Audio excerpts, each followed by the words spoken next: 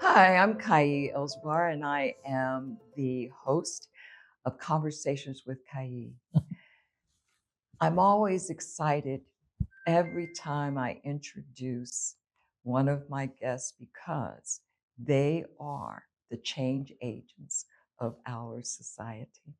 I'm excited today to share with you the knowledge and the information of Mr. Bruce Montgomery. Pleasure to be here. And I just have to tell you, I've known him since I was like 19 years old. And one of the things that you have to know about him is that he was always in front of what was yet to come. And so this, where we are now with AI, I am not surprised because when you started talking about computers and digital world and all that stuff, to me, remember when we used to refer to that world as computer science? Absolutely. It was so foreign to me. And I just didn't want anything to do with that. And we'll get to that because you've done a lot of things prior to where you are today. So one of the things that I want to begin with is just how would you describe yourself on a first meeting with someone? How do you see yourself? Well, I think I'm a product of my environment. My family came from a home of entrepreneurs. My father was an entrepreneur, and his father, was a farmer, and farmers are entrepreneurs Yes, down they in are. Arkansas. And my mother was very adept in business affairs and business matters. She was a partner. She was kind of the back office to my father's front office. So my father would be out doing real estate, insurance, or the business that he was involved in, one of the first African Americans to have a laundromat and then later a dry cleaners. And then my mother did all of the accounting, bookkeeping, and taxes, not only for him, but for others. Mm-hmm. And so I guess I came up in that experience, and I was always fascinated with business and entrepreneurship. And so I've managed to stay into that lane or adjacent to that lane of business, entrepreneurship, economic development. And then being a single child and always finding a way to keep myself occupied and busy with model airplanes and model cars and slot racing. All the boy things. All the boy kind of gadgetry. That gadgetry led me to tech and to be fascinated with all things tech and innovation. And so that's what kind of got me into computers and believing that I could be in that space, even though people think of me as a technology person, but I never actually studied technology in my... Well, I remember when you were playing music. Which nobody knows that other than you and three other people. But so, yeah, I came through a very creative space. Yes, you did. And I think that's important to mention because a lot of us, I know I was that person. I just didn't connect creativity to this whole world, computers or business, the digital or business until Steve Jobs. And of course, he changed he made it accessible to people like me because I just remember all of the DOS stuff and the floppy disk and everything. It was just challenging and a whole new language and all of that.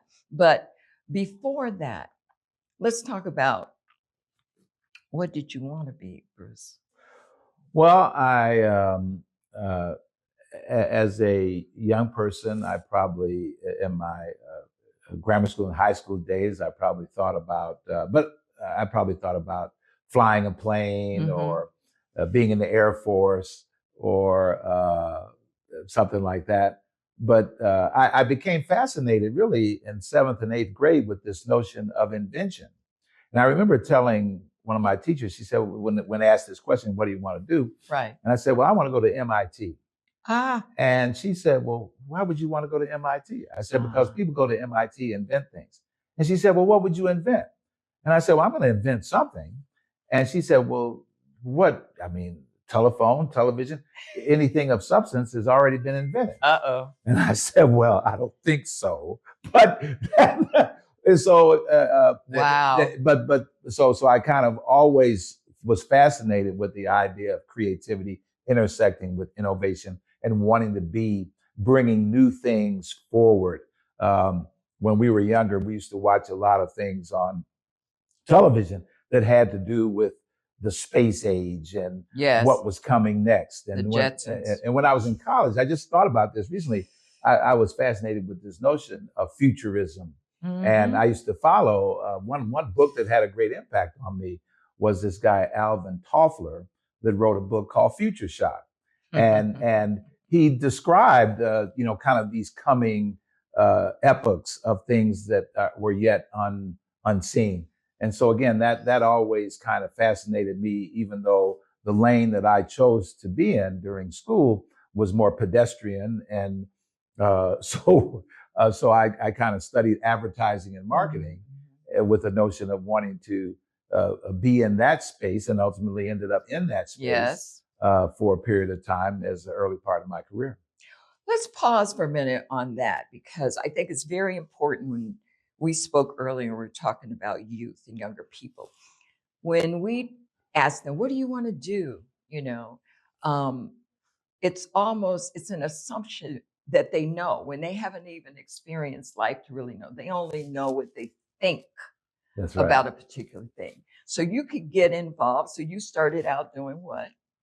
I started out in advertising and in the agency world and being involved in that. And that excited aspects of your interests. That's right. And as you mentioned, music, because my particular lane in the advertising world was representing a very talented composer, arranger, producer. We did music for radio and TV commercials. So it matched my understanding of the ad world with the creativity of bringing music. Yes. And at that time, jingles. And music was a big part of advertising. And we would go into the studio. Yes. And so it allowed me to have a touch with my passion for music and performance with that world of advertising and marketing. And I just happened to get connected to one of the greatest talents, Paul David Wilson, who, as far as I was concerned, he was the next coming of Quincy Jones. Absolutely. Absolutely. So nobody could tell me any different. Right. And he just so happened to be a guy that I went to grammar school with and grew up around the corner with. But for those that knew Paul, we just knew him to be able to do anything. And he was doing it. And he was doing it. So we were very enthused. And fortunately, we had people like Tom Burrell and Vince Cullors and Carol Williams and so many people that had gone before us that were ready to receive us and give us some opportunities to execute at a high level for major national brands and do some great work.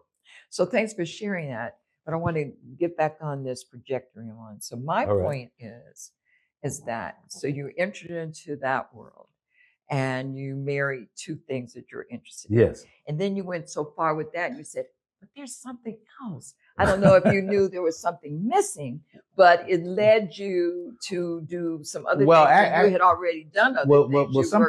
Sometimes you hit a wall. Okay. And when you either go or are let go on, you say, well, what am I going to do now for my next act? Right. And so you start to pick up on those things that are somewhere within your consciousness, somewhere within your awareness.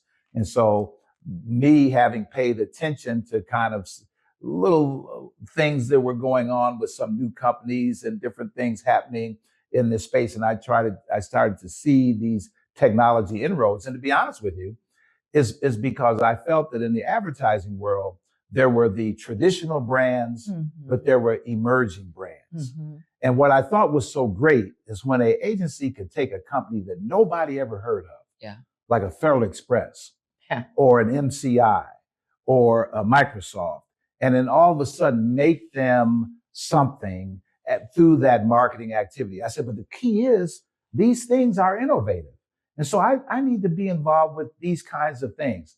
And so I stumbled around, first involved with telecommunications, and I worked for one of the early Sprint, actually. In fact, I actually worked for Sprint when Sprint was still part of the railroad. Oh, Sprint Sprint stood for Southern Pacific Communications.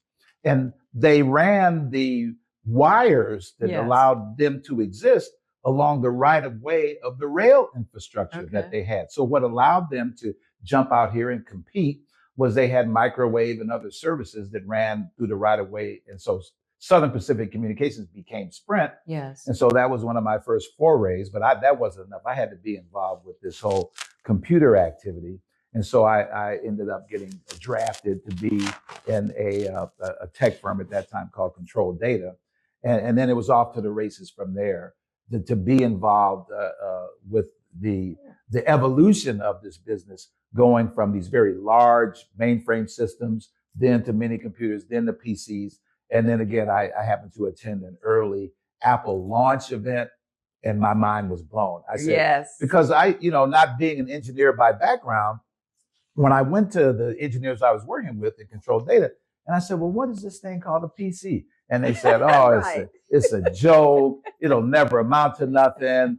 It's not a real computer. It doesn't have any programs. It can't do this. Are you an engineer? I said, no. Well, then you need to shut up and just keep doing what we're telling you to do. So wait a minute.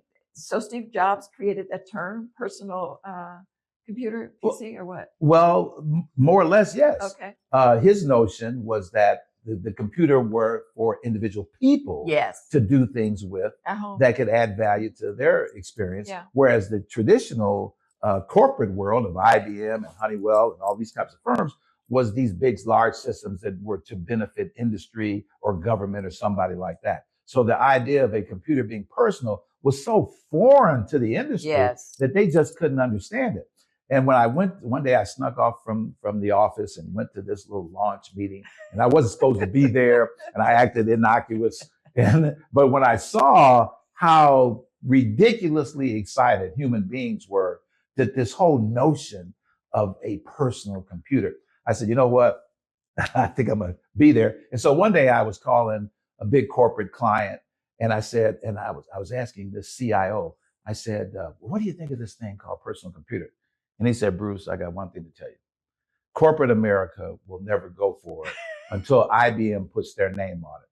And I said, So one day I was reading the Wall Street Journal, right, and there was a full page ad for the IBM PC. I said, that's I'm out. I'm in the game. And I called the number on that ad, and they told me where it was going to be sold in Chicago.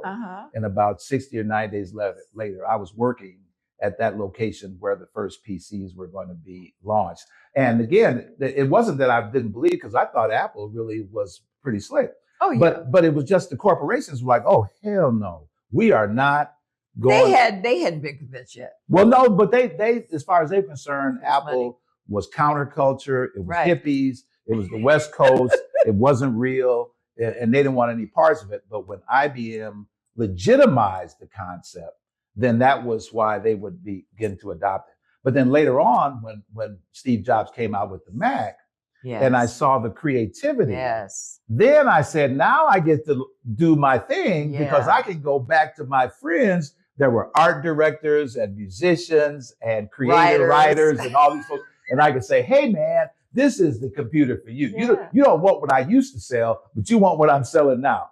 And you were one of the few people that kind of said, there might be something to this. Because I went to every publisher, every ad agency, every journalist I could think of, and 9 out of 10 of them kicked me out and said, I ain't got no time for no damn computer. Well, it was because I understood. I mean, in fact, I was working at the city colleges here under Wayne Watson, Dr. Okay, Watson. That's right. And he wanted me to get on, and I couldn't. I was like, no, you see this callus on my baby finger? I like writing. And he said, Kai, you just can't do that. So I convinced him to buy me a Mac. I had a little thing, and I got it. I was able to relate to it, and there it is. And two of your professors, Andy Lanham and Mr. Dungeon. And Mr. Dungeon at Kennedy. And I went to them and I said, okay, you're over here with all these old-fashioned printing presses and this, that, and the other. Right. You don't know nothing. Let me show you this Mac typesetting and all what you can do with PageMaker and Quark Express. And they said, you know what? You got something. Right. And then I tried to, when you were still at Kennedy King, I tried to get, like you say, your boss to say, look, if we would integrate, and Yes. so see how far ahead of time we were. I said, if we would integrate radio and television Yeah. and graphic arts and bring all of this together to have multimedia based on digital technology. And my guy looked at me. Let me tell you Wayne something. and Bill That's looked right. at Bill Suttles. They looked at me like, what are you talking And about? I said, well, Dr. Kai, Cates was there. and I said, Kai, he knows what I'm talking about. Right. The thing is that Wayne had put me in charge. It was before I was at Kennedy King. He had put me in charge of print and all of that because I had come from magazines. That's Remember right. that? That's right. And he said, you know how to go over there and turn this printing thing around. Like I really knew what I was talking about that, but we did it. We were able to. And one of the oldest professors, Mr. Dungill yes. and Andy Lanham, right? They were one of the first places to have Mac computers doing typesetting and document production and all of that. Yes. And that was well before anything was going on in the radio and TV department or the radio station or any of that. Yeah. And so we were trying to make Kennedy King College in Inglewood a hub for multimedia digital production. And you did a good job. You know why? Because Oprah Winfrey ended up donating a replica of her new studio. We had that there. Absolutely. In fact, Don Jackson, who's a good family friend of mine, and Rose Jackson, who spent some time as a director of the program there, really understood what the potential there could be. But we still have an opportunity in our community to, the thing I say about technology and innovation is it always gives you an opportunity to get back in the game. If you think you missed something, something always comes around again to give you a second chance. Yes. So if you missed the PC revolution and you didn't get online with Dell and Apple and Microsoft and Adobe and all of that, here we come around again. You got social media, you got Facebook, you got YouTube, you got that. If you missed that, now here we are again with AI. But let's talk about your role and all that as commissioner of. Well, something I would not have predicted is that I would have taken all of these entrepreneurial turns to end up in a government role that I now have. And now I'm a commissioner with the state of Illinois, appointed by Governor Pritzker and confirmed by the House and the Senate. Mm-hmm. And so I sit over a new agency that's at the intersection of business opportunities for small business to provide goods and services under contract with state agencies. So that means the University of Illinois, Northern, Southern, Governor State, Chicago State. It means the Illinois Department of Transportation, the tollway.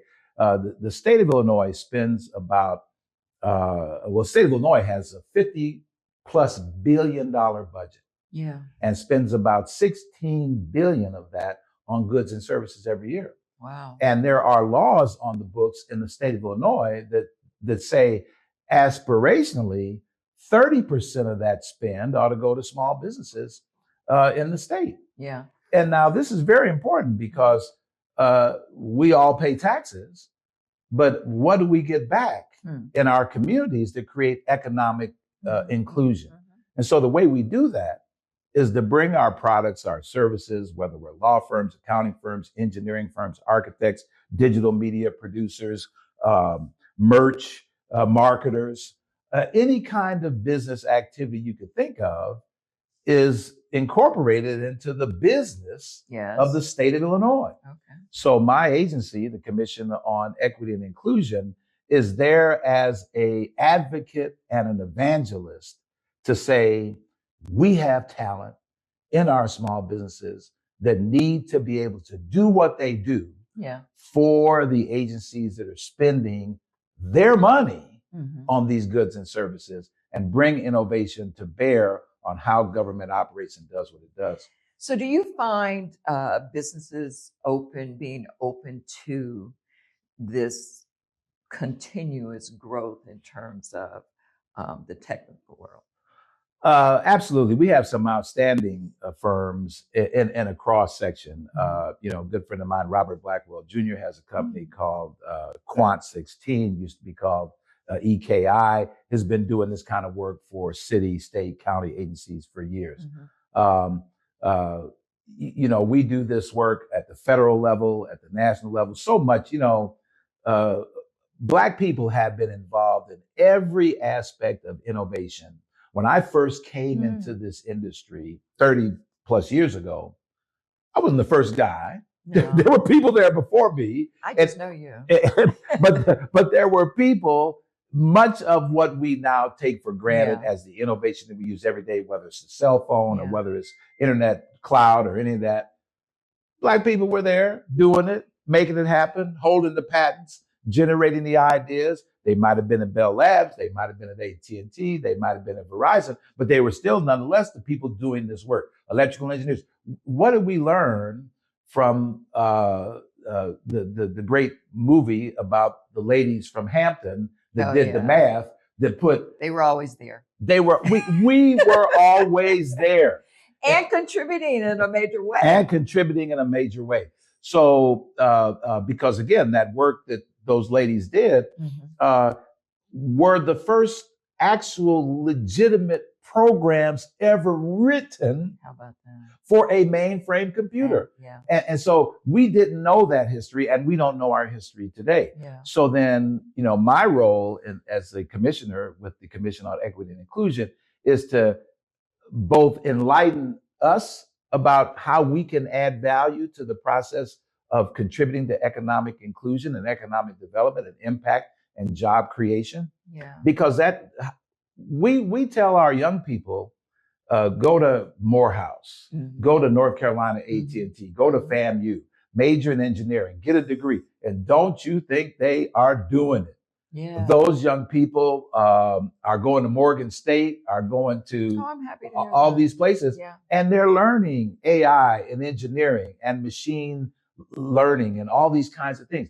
Now, who is going to put them into practice? What you expect everybody, you expect everybody to hire them outside the community? No, inside the community. So now that these playing fields are starting to level out, because it used to be to do what we're doing right now was economically unfeasible. Now we can do what we're doing right now, and who can't do it? So then let's start reducing the barriers, claiming our space, and doing it in the full consciousness is that this has economic value for our community. What about the barriers before the space?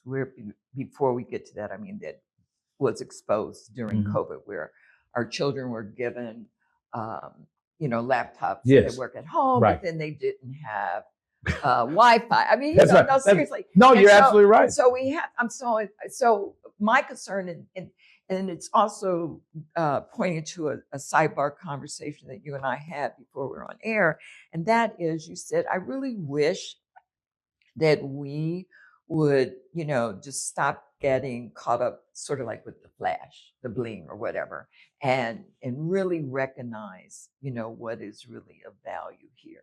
And that registers with me. Well, it should register with you, because you are demonstrating the best of what we need to do. We need to own our own platforms. We need to create our own content. We need to drive traffic to platforms that we own and operate. And we need to teach cooperative economics and bring more people to the table. And so when you talk about crowdfunding, when you talk about cooperative economics, when you talk about having shareholders and stakeholders and stockholders in things, then I can celebrate the success that you can have, because guess what? I'm a co-owner. You're a co-owner. That I'm not just excited because I want to see you win. You got some skin in the game. I got some skin in the game. And so this is what's so exciting about right now. We have some platforms that allow us. We have made everybody else rich. And we know Still making them rich. Still making them rich. And so now we can get off of Facebook and get on Fanbase. We can get off of some of these other platforms and use our own platforms. And so I think that there are some real opportunities here. And so again, like I mentioned, back to this notion of government opportunities. Here, you asked me again, as we were preparing for today's show, well, in all of the chaos and the disruption that's coming from the blatant arrogance and ignorance that's being spewed out of Washington. Well, you know what? That doesn't stop as much as we think. What it should is cause us to disconnect from that negativity and focus on the capacity that is within us to produce that to the level we need to produce. So quit chasing false narratives and spend some time doing your work to make sure that there is a real ecosystem and a support structure. And so what does that mean? Let's break this down. Well, I think it's important. Hold that. I think it's important that we make clear the question I asked you. So what is your title? Yes. Commissioner of the State of Illinois Commission on Equity and Inclusion. And I asked you if the federal, cuts had impact, and you said absolutely not. Absolutely. And you went on to explain and that's that it's a state, right? That's right. So the point is, and so a lot of people don't DEI was weaponized. Right. And in reality, weaponize it. Get it out of here. Right. Because we weren't winning that game anyway. Right. Okay. When you look at, we opened up the door for small businesses to start doing business with major corporations. The original program that was started 50 years ago in Chicago Minority Supplier Development Council, was the first in the country where major corporations were set up to buy. It really happened because of the advocacy of Dr. King and Reverend Jackson 50 years ago. And that actually preceded the national effort. But then everybody else ran in the door that we opened. Women, every other nationality. Now everybody and their mama wants to be a diverse business. And then when you look at what the spend is, African Americans are not even 1% of that spend. So then you know what? Something we started. Kill the thing. And let's come with what we want. Let's come with a business that, where are you located? Who do you hire? How do you reinvest? What do you put back into growing your workforce? And then I don't have to give you. Say that again, because I don't think I want them to hear what you said. Well, again, these fake efforts that have not really benefited us, that's not what we are advocating for in the first place. My advocacy in the state of Illinois is to make sure that businesses based in the state, that hire people that are in the state, that bring innovation to bear on delivery of government goods and services to the state, that they're the ones that get a chance to get first dibs on doing business, because guess what? It's their taxpayer dollar. So when you take some of the weaponization of DEI, we've never been about DEI in the first place. That's what I wanted to get to, because what they have done is they have turned it back around on us and made us dependent on something that's not even about us. That's right. Because when you look at, like in the case we're talking about advertising, we're talking about the legacy of publishing, we're talking about all the things that have created what has made this community so special, so great. There weren't lanes made for them that cut into some of these areas. They cut lanes out of clear cloth to be in these spaces. And so this is still the work that we have to do. And so again, we're fortunate in the state of Illinois that the laws of the state of Illinois, Kwame Raoul is the Attorney General. Chris Welch is the Speaker of the House. LG Sims is the chair of the Senate Appropriations Committee.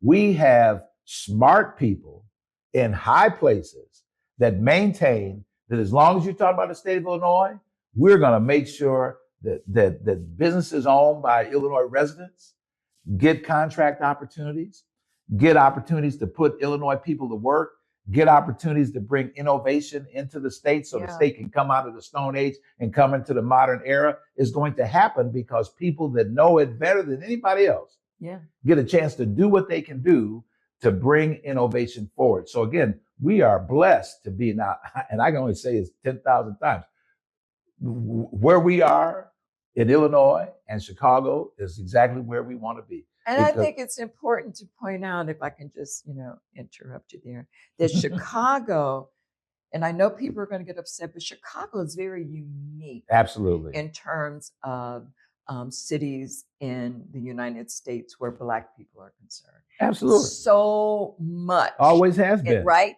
Always has been That's innovation. Right. When you think about the Chicago Defender, When you think about Ebony Jet, That's these right. are the media platforms that introduced us to the world. Absolutely. When you talk, and before that, there was Anthony Overton, who That's had right. the Ida Beat. B. Wells was And a Ida B. publisher. Wells was a publisher who journalist. came from Tennessee. That's right. And we could, you know, and then the Johnson products and Tavis,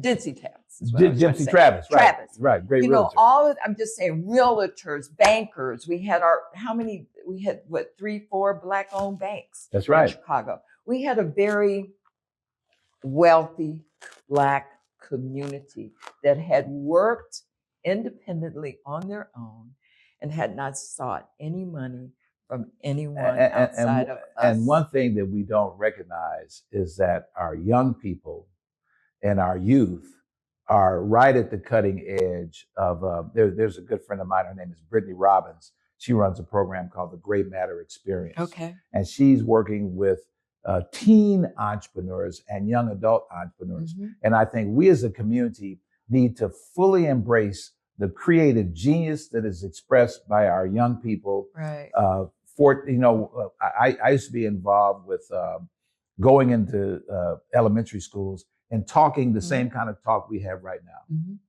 And you should see the eyes light up, talking about business, talking about entrepreneurship, talking about how real estate, how to make investments, financial literacy, how to own and have income coming in from these. Young people are just as excited. They want to know. They say, these are the conversations we're really excited about having. Absolutely. We want somebody to show us the pathway so that we can be independent. I've had the benefit of teaching entrepreneurship programs. I got kind of snookered in to being a SCORE mentor some 20 years ago. And I didn't think about the fact that I could give back and do some of this kind of conversations with younger people. And now, just tell what SCORE stands for, because you're assuming that everybody. Okay, so a volunteer division of Small Business Administration is the service corps of retired executives. There you go. And the reason I didn't want to be involved with it, I told the director of the SBA at the time, well, first of all, I'm not an old white guy. So I think I'm not really, I'm not a card carrying SCORE type. And she said, that's exactly why you should be involved. And so she sent me out to have an outpost at the Urban League office in Bronzeville. And from then on, I just had a wonderful type of engagement working with up and coming grassroots entrepreneurs. I've taught entrepreneurship at Sunshine. I worked with my good friend, John Hope Bryan, and we brought entrepreneurship program to Inglewood with an activity we did at US Bank. And nothing is more, in fact, just a couple of weeks ago, I was over here on the West Side at the Be Love Cafe, and P33 handed out checks for $25,000 to several entrepreneurs that had a pitch competition. There is grassroots, latent entrepreneurial innovation and creative talent in our community like never before. Yeah. But it's up to us to groom, support, put our arms around them. And so what I hope that you and I and our activity can do is, the one thing that frustrated me as I was coming up in Chicago was this notion of, I've got mine, you get yours. Who sent you? Who do you know? Well, I make it my business to say, anybody that knows me, everybody I know. So if you can't get in the room and you think I'm in the room, guess what? You're in the room. Right. Because I'm bringing you with me. Right. You call me. Right. My Rolodex is your Rolodex. I got 30,000 people on LinkedIn. You want to be connected. People send me email all the time. I see you're connected to Barack Obama. Yeah, so what? Will you introduce me? I said, okay, what you talking about? And of course, I got, my friend is a senior vice president. I know, Dennis Stratton, Modest, everybody. These are all people we know. Right. So I'm truthful about this. What we can do as visionaries, as leaders, as impactful people, is bring everybody who wants to be on the train. Come on. We going downtown. We all going downtown together.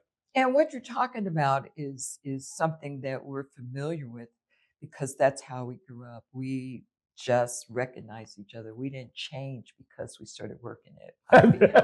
We didn't get high on our up on our high horse because now we work here. We really understood who we are, not who we were. That's right. Who we are. and continue to do that. And I think that it's very important because I started listening things, but I mean, like businesses, I forgot, he had Johnson who had his own Oldsmobile. Remember, was it Oldsmobile or Pontiac? Pontiac dealership. Well, R.L. Dukes. Dukes, that's what I'm talking about. Dukes had Dukes, right. And Al Johnson Cadillac. Al Johnson Cadillac. Yes. And there was just so many things, so many opportunities like that was very, very different. Our ad agencies had the audacity to compete with Foot Cone. That's right. And J. Walter Thompson and all the others, and did it. And we can do it again at levels that are yet unseen. Because again, there's not a brand today. In fact, it's almost comical. When I was with Herschel Commercial and we did the jingles and the music for United Airlines, McDonald's, and Coke, and all these firms, it was a rarity to hear a Black talent behind a major brand. Right. Now it's a rarity to not hear Black talent behind a major brand on a television commercial or any other kind of commercial. You look at sports, you look at NFL, NBA, everything. It's all driven by if Shaq does one more commercial for one more brand, I'm gonna be like, can't you all find somebody else besides? But I'm not gonna holler about my frat brother Shaq. I love him. I love Kevin. I'm one to see their day. But now we've got to say, regardless of all of that hype and hucksterism, let's back away from blatant consumption and let's be more specific. Again, one of my mentors was the great late Earl Graves. And Earl Graves was just so special when it comes to how he taught.